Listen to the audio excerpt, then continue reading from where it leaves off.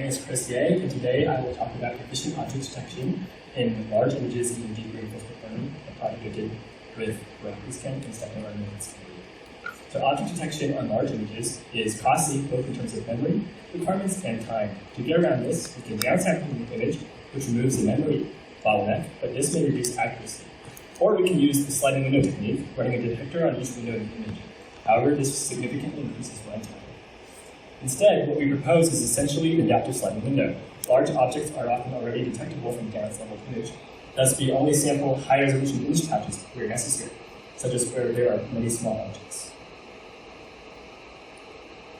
In our setup, we assume that we have a low-resolution image to begin with, and that high-resolution parts of the image can be acquired, but at additional cost. We start by defining small patches within the image.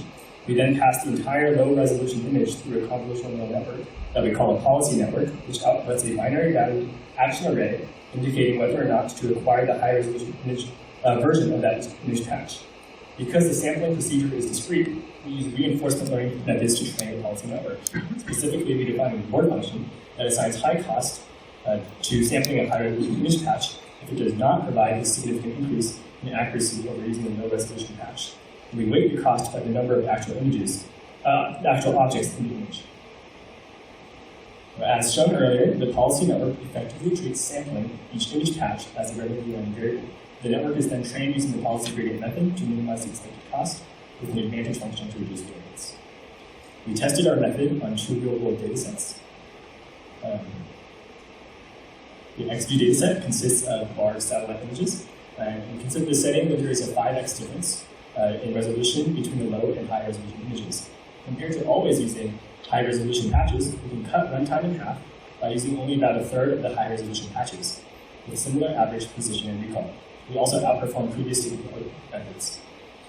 So in the images on the right, it shows the policy learned by the policy network. In the first column, there is a large object, so the policy network only uses the low resolution image. The second column has many small buildings, so the policy network requests all high resolution image patches. And similarly for the third. We also tested our method on the